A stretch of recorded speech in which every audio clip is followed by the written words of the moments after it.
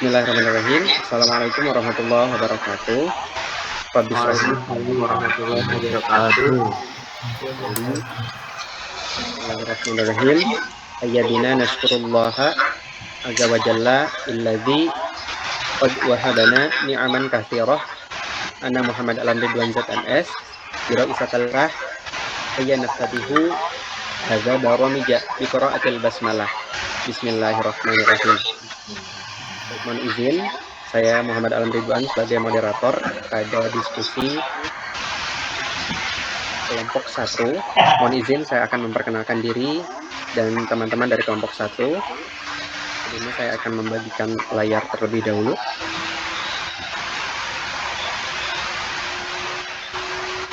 Apakah sudah muncul, teman-teman? Sudah. Ya, baik. Anggota yang pertama adalah Saudara Muhammad Davin Fawaz, kemudian ada saya sendiri Muhammad Alam Ridwan ZMS, lalu ada Muhammad Ilham Ardiansyah, yang keempat ada Muhammad Adam Syukron, kelima ada Muhammad Akbar Valentino, dan yang terakhir ada Muhammad Alwin Cahyadi. Yang mana untuk pembagian materinya sendiri, yang pertama akan disampaikan oleh Saudara Davin Fawaz terkait pengertian dan pembagian kalimah isim. Yang kedua ada pembagian fiil menjadi madhi dan mudhari oleh Saudara Alwin. Yang ketiga ada kaidah jumlah ismiyah akan disampaikan oleh Saudara. Yang keempat, kaidah na'at dan idhofa akan disampaikan oleh saya sendiri, Alam. 5, ada jenis-jenis isim mausul akan disampaikan oleh Saudara Abdan.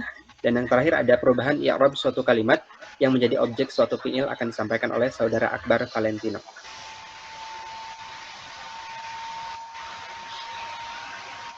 Baik, yang pertama, materi terkait pengertian dan pembagian kalimah isim akan disampaikan oleh Saudara Davin Fawaz.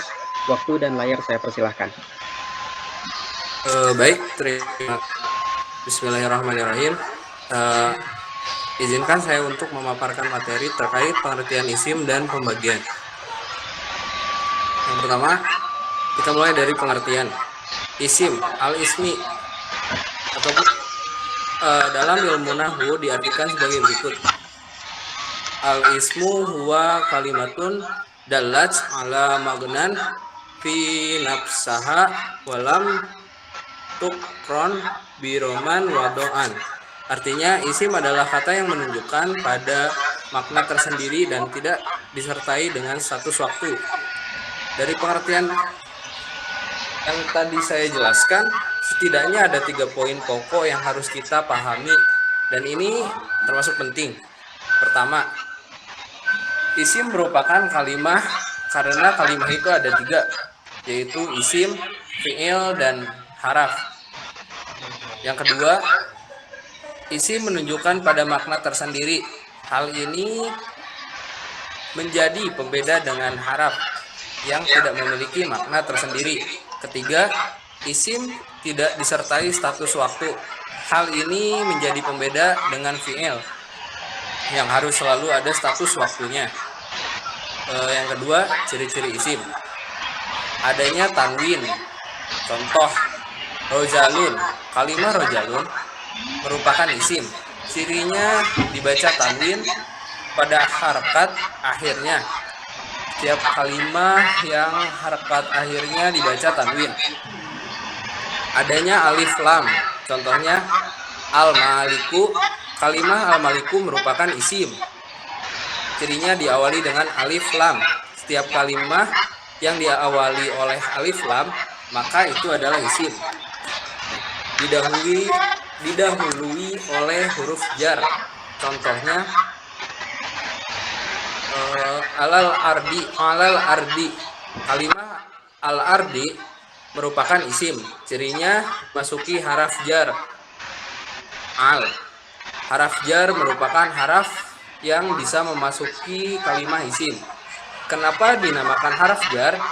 Karena isim yang sudah dimasuki oleh haraf jar ini i'rabnya menjadi khafdal jar, didahului oleh ya, yaitu yang berfungsi untuk menyeru. Contohnya ya Muhammad. Kalimah Muhammad merupakan isim. Cirinya dimasuki oleh ya. Yang kelima digunakan sebagai rangkaian idofah atau semacam kata majemuk. Kalamullah, kalimah kalam dan kalimah Allah merupakan isim. Cirinya yaitu bisa dirangkaikan idofah isim. Adapun contoh misalnya kitabun atau kitab atau buku yang artinya buku. Kata kitabun merupakan isim. Hal ini sesuai dengan pengertian yang telah diuraikan barusan. Pertama, kitabun merupakan sebuah kalimat atau sebuah kata.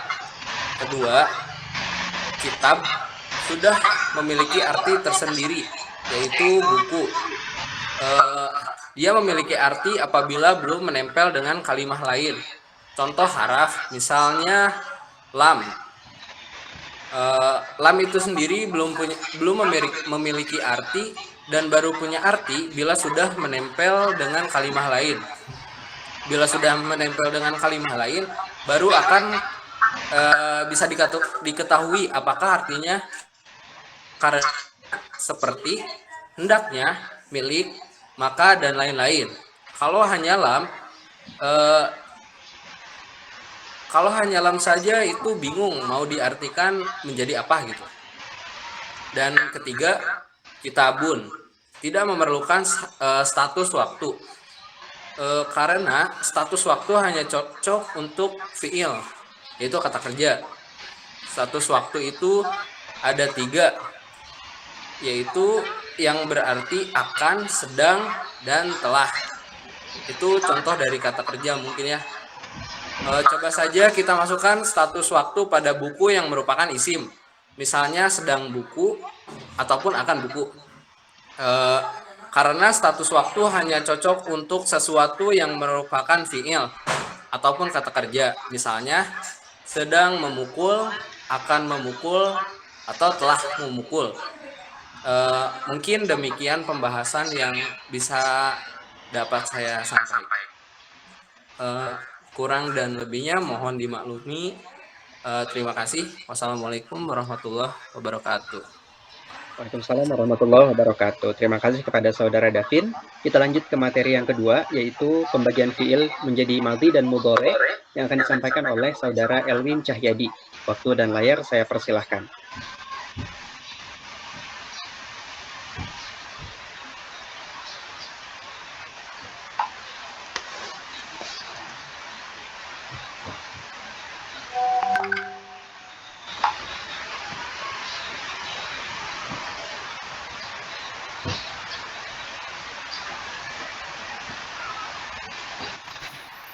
Ya, Assalamualaikum warahmatullahi wabarakatuh. Saya Muhammad Alwin akan menjelaskan tentang pembagian fiil menjadi madhi dan mudhari. Fiil adalah kalimat atau kata yang menunjukkan arti pekerjaan dan disertai dengan salah satu 3 zaman waktu, yaitu hal, madhi, dan istiqbal. Zaman hal adalah zaman yang menunjukkan arti pekerjaan yang sedang dikerjakan. Sedangkan zaman istiqbal adalah zaman yang menunjukkan arti pekerjaan yang akan dikerjakan. Dan zaman madhi adalah zaman yang menunjukkan arti pekerjaan yang telah atau sudah dikerjakan. Menunjukkan arti dengan sendirinya dengan disertai zaman madhi atau zaman yang sudah lampau, contohnya doroba atau sudah memukul. Dari contoh di atas, lafaz doroba adalah fi'il madhi atau pekerjaan yang sudah lampau. Jika ada fi'il atau pekerjaan, pasti ada fa'il atau pelaku. Maksudnya adalah jika ada pekerjaan, pasti ada pelaku yang mengerjakan.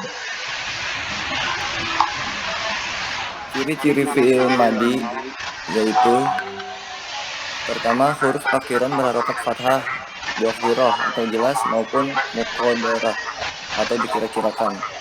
Harokat dhakhir contohnya fa'ala, doroba, fataha, akala, dan semacamnya. Dan harokat muqaddarah contohnya roma, da'a, naha, ata, dan seterusnya. Kedua, diakhiri kata bisa atau kata bisa dimasukkan fa'altu, nadartu, akaltu. Dan yang kemudian yang ketiga adalah diakhiri kata bisa dimasukkan tak tak sanis atau tak kinah, yaitu tak sukun yang bermakna perempuan. Contohnya fatahat, fatahat, katabat, qolat, jaat. Nah, seperti itu. Kemudian saya akan menjelaskan tentang fi'il mudhari. Fi'il mudhari adalah kalimat atau kata yang menunjukkan arti dengan sendirinya, dengan disertai salah satu dari dua zaman, yaitu hal yang sedang dilakukan atau istiqbal yang akan baru dilakukan. Jadi fi'il ini berfungsi untuk dua jenis kala waktu, akan dikerjakan atau sedang dikerjakan. Kedua zaman tersebut juga tidak memiliki perbedaan dalam segi tulisannya.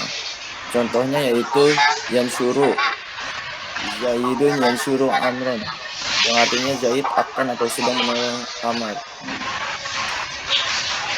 Dalam fi'il mudhari ada juga ciri-cirinya, yaitu pertama, selalu diawali salah satu huruf zaidah atau tambahan yang berjumlah 4, yaitu alif, nun, ya, dan ta.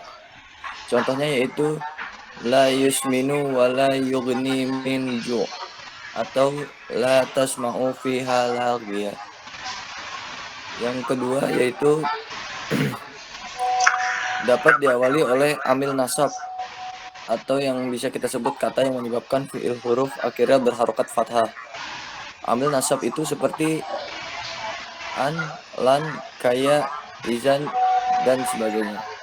Contoh dari ciri-ciri ini ialah yuridullaha an yukhaffafa ankum, atau lan tabroha alaihi akifina. Dan kemudian ciri-ciri yang ketiga yaitu dapat diawali oleh amil jazm, atau kata yang menyebabkan fi'il huruf akhirnya berharokat sukun. Amil jazm itu seperti lam, lamma, alam, alamma, la, dan lain-lain. Contoh dalam ciri-ciri ini ialah allati lam yuhlaq misluha fil bilad, atau alam nasroh laka sodroh.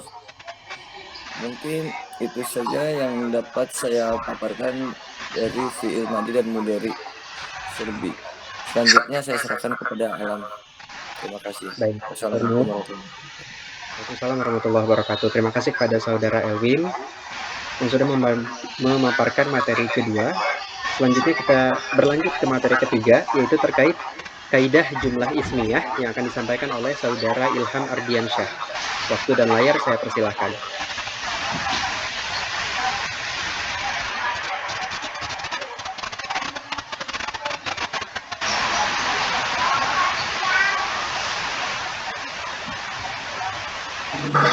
Bismillahirrahmanirrahim. Langsung saja ke pembahasannya. Ya, saya akan membahas tentang kaidah-kaidah jumlah ismiyah. Ya, kita harus tahu dulu apa itu jumlah ismiyah. Nah, jumlah ismiyah merupakan suatu kalimat yang diawali dengan kata isim, atau dalam bahasa Indonesianya kata benda. Nah, jumlah ismiyah ini terdiri dari mubtada dan khabar. Contohnya, masjid itu besar, atau al-masjidu kabirun. Nah, dari contoh itu, lafaz al-masjidu adalah mubtada dan lafaz kabirun adalah khabar. Mubtada adalah isim yang terletak di awal jumlah yang dibaca rofa. Sedangkan khobar adalah isim yang berfungsi untuk melengkapi mubtada agar menjadi kalimat sempurna, atau dalam bahasa Arab dikenal dengan jumlah al-mufidah. Jumlah dalam bahasa Indonesia dapat diartikan dengan susunan kalimat yang terdiri dari dua kata. Sebelum kita membahas jumlah ismiyah lebih jauh, ada baiknya kita membahas terlebih dahulu pengertian ismu dan al-ismiyah. Al-ismu adalah lafaz dalam bahasa Arab yang menunjukkan makna suatu benda. Langsung saja ke kaidah-kaidahnya. Dalam jumlah ismiyah terdapat kaidah-kaidah yang pembahasannya sangat panjang dan detail. Di sini saya hanya akan membahas secara ringkas dan sederhana saja. Yang pertama, dibaca ropa pada isim adalah domah. Tanda ropa pada isim adalah domah, wawu dan alif. Contohnya, al-baitu sogirun, yang artinya rumah itu kecil. Al-muslimuna makhirun, yang artinya orang-orang muslim itu pintar. Dan at-tolibani alimani, yang artinya dua murid itu pintar. Selanjutnya, mubtada harus bersifat isim makrifat. Yang dimaksud isim makrifat adalah isim yang sudah jelas maknanya. Isim makrifat berupa yang pertama isim alam dan yang kedua isim domir. Nah, isim alam contohnya seperti Ahmadun, yaitu nama orang, atau nama negara, contohnya Indonesia, atau nama tempat juga bisa, seperti contohnya baitun atau rumah. Sedangkan isim domir, nah isim domir yang bisa menjadi mubtada hanyalah isim domir yang munfasil, yaitu huwa, dia laki-laki, huma, dia laki-laki 2 orang, hum, mereka laki-laki banyak, ya, dia perempuan, huma, dia perempuan 2 orang, hunna, mereka perempuan, anta, kamu laki-laki, antuma, kamu 2 laki-laki, antum, kalian laki-laki, anti, kamu perempuan, antuma, kamu 2 orang perempuan, antuna, kalian perempuan, anak, saya, dan nahnu, kita.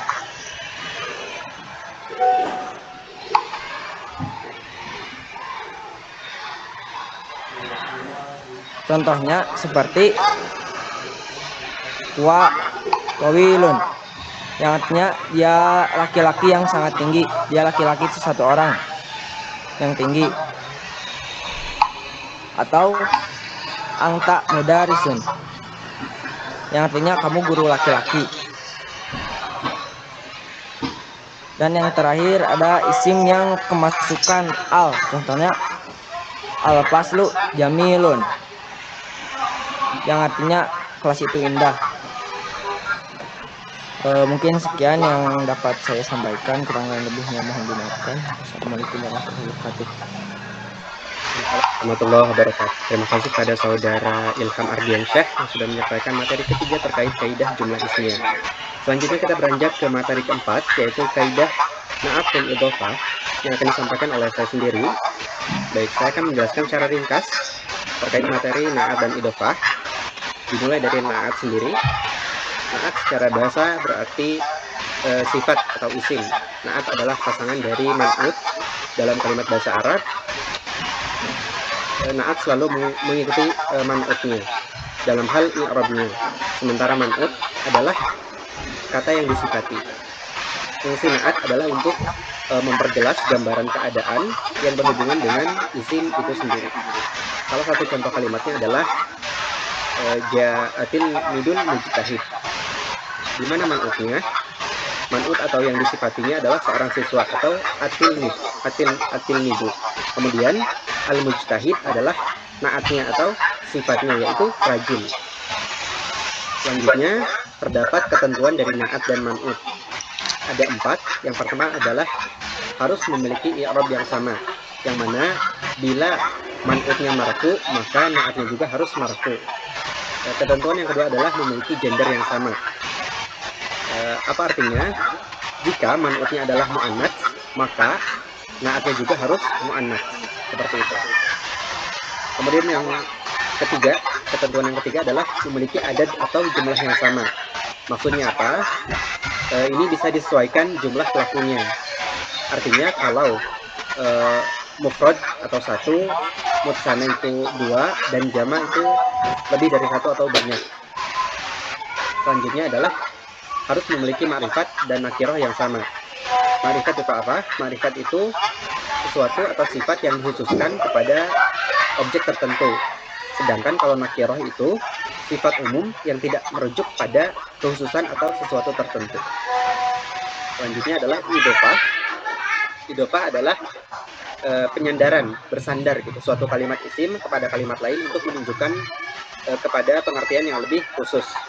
Dalam susunan kalimatnya dikenal dengan istilah mudhof atau kata yang disandarkan, dan mudhof ilaih, kata yang disandari. Terdapat dua macam idhofah. Ada yang pertama idhofah maknawiyah. Kalau maknawiyah itu idhofah yang mudhofnya bukan berupa isim sifat, dan mudhof ilaihnya itu bukan makmulnya. Contohnya adalah gulamu zaidin. Sedangkan kalau idhofah lafziyah itu mudhofnya berupa isim sifat, sedangkan mudhof ilaihnya merupakan makmulnya. Jadi kebalikan dari si maknawiyah. Contoh kalimatnya adalah hasnul wajh. Ada juga syarat-syarat atau ketentuan idhofah sama seperti na'at dan man'ut tadi. Kalau syarat idhofah ini terbagi menjadi tiga. Yang pertama adalah dalam susunan mudhofnya tidak boleh didahului oleh alif lam. Contohnya adalah dalam kalimat Rasulullah, mudhofnya adalah ar-rasul, sedangkan mudhof ilaihnya adalah Allah. Untuk syarat yang kedua adalah idhofah tidak boleh tanwin. Mudhofnya berarti haqibatun, sedangkan mudhof ilaihnya adalah Muhammadun. Jadi dalam susunan idhofnya menjadi haqibatu Muhammadin. Haqibatu Muhammadin. Dan untuk syarat yang terakhir dari idhofah adalah membuang nun mutsanna atau jamak pada mudhof dalam idhofah. Contohnya adalah dalam kata kita bani, itu adalah mudhofnya, sedangkan mudhof ilaihnya adalah Muhammadun. Jadi susunan idhofnya adalah kitabah Muhammadin. Baik, mungkin sekian dari saya terkait materi kaidah na'at dan idhofah. Selanjutnya kita beranjak ke materi kelima, yaitu jenis-jenis isim mausul yang akan disampaikan oleh saudara Abdan Syukran. Waktu dan layar saya persilahkan.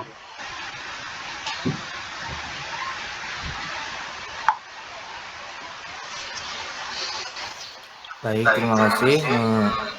Saya Muhammad Syukron yang ingin menjelaskan tentang jenis-jenis isim mausul. Yang pertama yaitu pengertian dulu dari isim mausul. Di sini disebut dengan kata sambung. Maksud kata sambung di sini adalah isim yang berfungsi untuk menghubungkan suatu atau beberapa kalimat yang disebut dengan pokok pikiran menjadi satu kalimat. Maksudnya bahwa setiap isim ma'rifat itu akan menjadi jelas bila bersambung dengan kalimat sesudahnya yang dinamakan dengan silah. Di sini itu memiliki domir yang kembali pada yang dinamakan ain. Dalam bahasa Indonesia, kata sambung ini macam diwakili oleh kata yang bentuk asalnya yaitu dari kata mausul. Ke jenis-jenis isim mausul di sini. Isim mausul terbagi menjadi dua. Yang pertama ada isim mausul khas atau disebut dengan khusus. Kata penghubung ini khusus menjadi digunakannya menjadi isim mufrad, tasniyah, jamak, serta mudzakkar dan muannas. Masing-masing memiliki kata penghubung yang berbeda untuk laki-laki mudzakkar dan perempuan muannas. Yang contohnya di sini isim mudzakkar. Contoh dari isim mudzakkar, walladzina yu'minuna bima unzila ilaik. Dan mereka yang beriman pada Al-Qur'an yang diturunkan kepada Nabi Muhammad. Isim muannasnya yaitu qomatil muslimuna allati yaqra'ul Qur'an. Para muslimah yang membaca Al-Qur'an itu sendiri. Dan yang kedua ada isim mausul mustarak yang disebut dengan umum, yaitu kata sambung yang bisa digunakan untuk semuanya, baik laki-laki maupun perempuan, tunggal, ganda maupun jamak. semuanya memakai kata sambung yang sama. Mausul mustalatil isim terdiri dari, yaitu yang pertama mat, ya, ayu, dan yang terakhir du. Dengan ketentuan 5 syarat tersebut digunakan isim yang berakal itu yang disebut dengan man. Dan yang kedua digunakan untuk isim yang tidak berakal yang disebut bisa untuk yang berakal.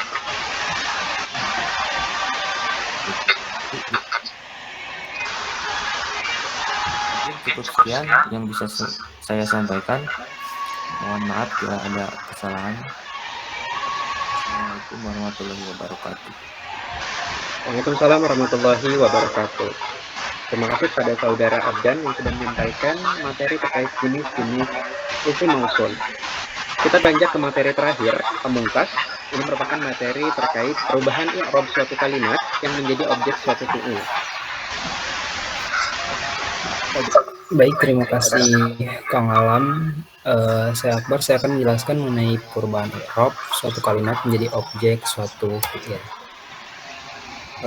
Sebelum kita membahas mengenai macam-macam i'rab beserta contoh-contohnya, kita pelajari dulu tentang pengertian i'rab. I'rab itu sendiri adalah ilmu nahwu yang dimana di dalamnya terdapat perubahan akhir kalimat sebab berbeda-bedanya amil yang memasukinya. Secara singkat mengenai pengertian dari i'rab. Berikutnya itu ada macam-macam i'rab yang harus kita pelajari. Yang pertama itu ada i'rab hafad. Berikutnya ada i'rab nasab, dan yang terakhir adalah i'rab jazm. Yang pertama tadi tentang i'rab rafa, yaitu secara bahasa yang artinya adalah luhur. Dalam pengertian secara istilah, i'rab rafa adalah i'rab yang dialamati dengan tanda asal dhammah.